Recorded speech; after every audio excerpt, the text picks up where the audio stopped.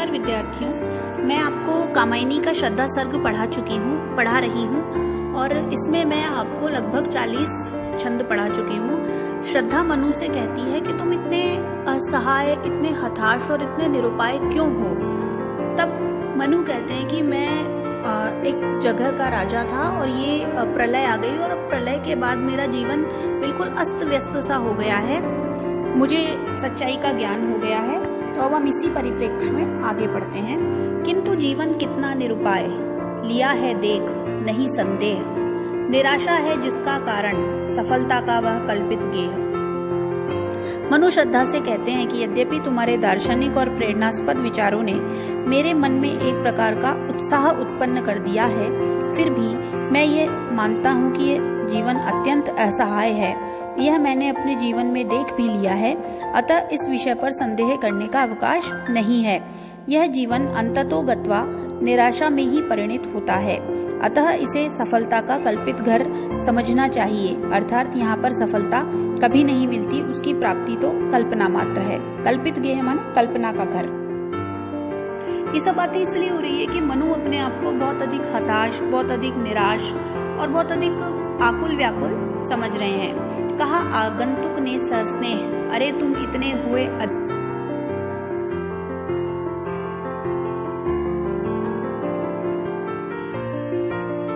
भी तुम्हारे दार्शनिक विचारों से मैं उत्साहित हो गया हूँ, किंतु मनु के निराशा भरे वचनों को सुनकर, आगंतुक यहाँ श्रद्धा के लिए प्रयुक्त हुआ है। सह स्नेह माने प्रेम पूर्वक, अधीर माने दुखी।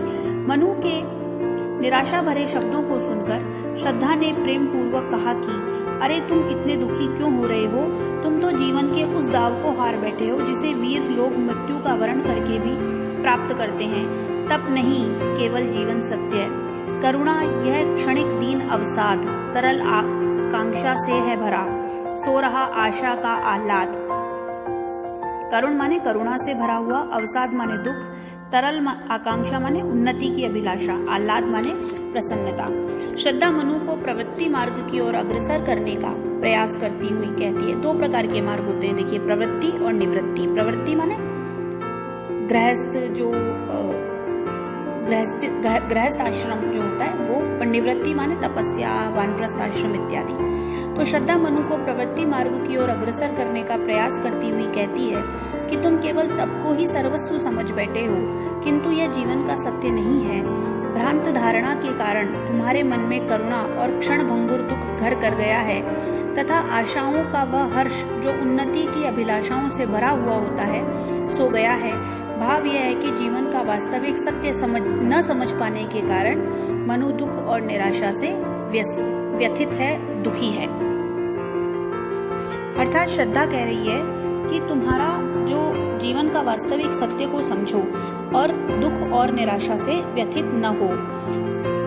अगला देखिए, बहुत ही महत्वपूर्ण है। प्रकृति के यौवन का श्रृंगार करेंगे न कभी बासी फूल, प्रकृति के यौवन का श्रृंगार करेंगे कभी न बासी फूल, मिलेंगे वे जाकर अतिशीघ्र, आह उत्सुक है उनकी धूल।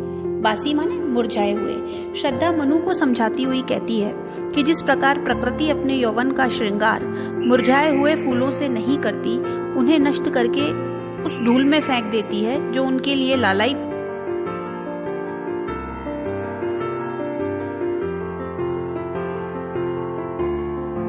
होता, जो सदैव निराशा के दुख में डूबा रहता है। भाव यह है कि जीवित रहने के लिए नवीन आशाओं का मन में संचार करना अनिवार्य है। पुरातनता का यह निर्मोह सहन करती न प्रकृति पल एक, नित्य नूतनता का आनंद किए है परिवर्तन में टेक। पुरातनता माने रूढ़िवादिता की श्रद्धा कहना चाह रही है कि जब भी जीवित रहना है, जब भी जीना है, जब भी जीने की कोशिश करना है, उसके लिए नवीन आशाएं होनी अति आवश्यक है। निर्मूल यहाँ आया, निर्मोक शब्द है। निर्मोक कहते हैं केंचुली को। टेक माने आश्रय, श्रद्धा आश्रय सहारा। श्रद्धा मनु को समझाती हुई कहती है कि यह प्रकृति एक पल के लिए भी रूढ़िवादिता की केंचुली को सहन नहीं करती, इसलिए यह परिवर्तन के आश्रय में नित्य नवीनता का आनंद प्राप्त करती रहती है। कहने का भाव यह है कि वही व्यक्ति इस संसार सागर में आनंद प्राप्त कर पाता है जो रूढ़िवादिता को छोड़कर नवीनता का आश्रय ग्रहण करता है, नवीनता को अपनाता है, नवीनता को ग्रहण करता है। युगों की चट्टानों पर सृष्टि डाल पद चिन्ह चली गंभीर, देव गंधर्व असुर की पंक्ति अनुसरण करती उसे अधीर। श्रद्धा मनु को प्राचीनता का रहस्य बताती हुई कहती है कि प्रत्येक युग में अपनी अपनी रूढ़ियां होती हैं, किंतु प्रकृति उन रूढ़ियों की कठोर चट्टानों पर अपने पदचिन्ह छोड़ती हुई आगे बढ़ जाती है। देव गंधर्व असुर आदि सभी लोग प्रकृति के इस विकास का अनुसरण करते हुए ही चलते हैं, इसलिए हमें भी प्रकृति के इस विकास का अनुसरण करना चाहिए। एक तुम यह विस्तृत भूखंड प्रकृति वैभव से भरा अमंद बने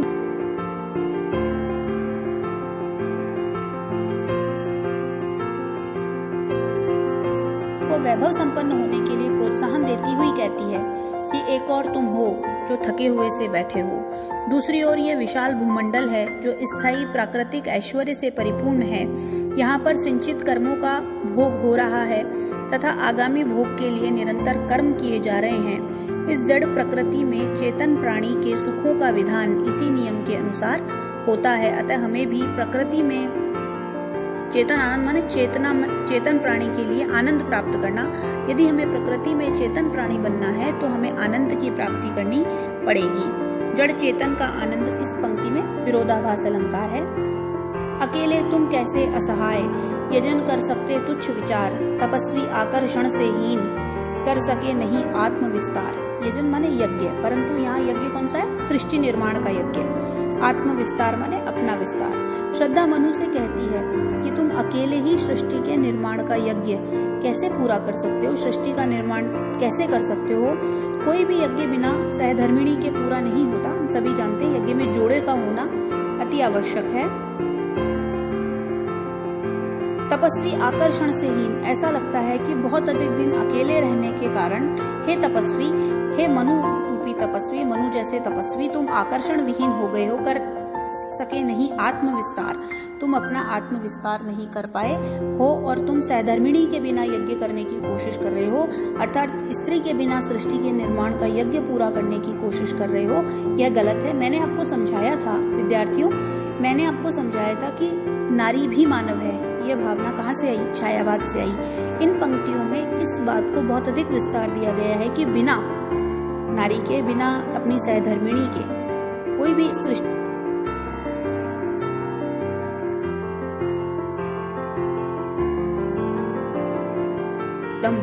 तुम्हारा सहचर बनकर क्या न, उरण होऊं मैं बिना विलंब। अवलंब माने सहायक, सहचर माने जीवन संगी, उऋण होना माने कर्तव्य पालन करना। श्रद्धा मनु की सहचरी बनना चाहती है। यही प्रस्ताव मनु के सम्मुख प्रस्तुत करती हुई कहती है कि तुम तो स्वयं अपने ही बोझ से दबे जा रहे हो, अर्थात तुम्हारा जीवन तुम्हारे लिए भार स्वरूप बन गया है। तुम अपना सहचर क्यों नहीं खोजते? क्या मैं किसी भी प्रकार व्यर्थ में देर किए बिना तुम्हारी सहचरी, तुम्हारी सहधर्मिणी बनकर कर्तव्य पालन नहीं कर सकती हूँ? उऋण माने ऋणों से मुक्त होना, मतलब ये प्रसाद जी यहाँ कहना चाह रहे हैं कि गृहस्थ धर्म भी एक प्रकार का ऋण है जो हमें अपने पूर्वजों को चुकाना पड़ता है ना? हाँ, और वो ऋण जब ही चुक जाता है, जब ही चुक पाता है जब हम अच्छे से गृहस्थी बनाकर पुत्र पुत्री इत्यादि की उत्पत्ति करते हैं और उनकी जो धारा है, उनका जो जीवन है उसको आगे पहुंचाते हैं। तो वह कहती है कि मैं क्यों किसी प्रकार से उऋण नहीं हो सकती तुम्हारी सहचरी बनकर? क्या मैं कर्तव्य का पालन नहीं कर सकती? समर्पण लो सेवा का सार, सजल संस्कृति का यह पतवार, आज से यह जीवन उत्सर्ग, इसी पदतल में विगत विकार। आगे श्रद्धा कहती है समर्पण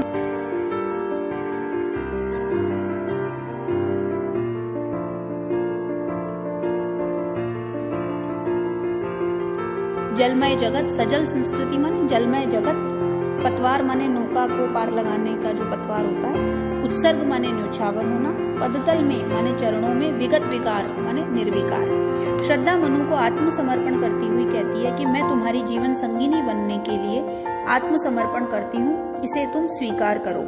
यह मेरा सर्वस्व सेवा का मूल तत्व है और यह मेरा समर्पण संसार सागर में बहने वाली तुम्हारी जीवन रूपिणी नैया के लिए पतवार के समान सिद्ध होगा। आज से मैं अपना जीवन तुम्हारे चरणों में न्योछावर करती हूँ। मेरे इस समर्पण में कोई स्वार्थ की भावना नहीं छुपी हुई, बल्कि यह शुद्ध आत्मसमर्पण है। यहाँ श्रद्धा ये कहना चाह रही है कि स्त्री जो है वो पुरुष के बिना अकेली है और पुरुष जो है वो स्त्री के बिना अकेला है। सृष्टि निर्माण के कारक तत्व ये दो ही लोग हैं और इन्हें सृष्टि का निर्माण करके अपने पूर्वजों का ऋण चुकाना है, इसलिए वह अपने आप को समर्पित करती है। प्रसाद एक जगह लिखते हैं, क्या कुछ भी स्वत्व नहीं रखती अर्धांगिनी तुम्हारी, एक नहीं दो दो मात्राएं नर से भारी नारी। तो प्रसाद ने हमेशा श्रद्धा जो कामायनी की नायिका है, जो स्वयं कामायनी है, जो स्वयं इस पूरे महाकाव्य की नायिका है, उसके माध्यम से समर्पण करवाया है। वह स्त्री जाति के संपूर्ण अस्तित्व, संपूर्ण गौरवमय और अस्मिता का द्योतक है। प्रसाद यहाँ श्रद्धा से समर्पण करवा रहे हैं। अब हम आगे चलते हैं।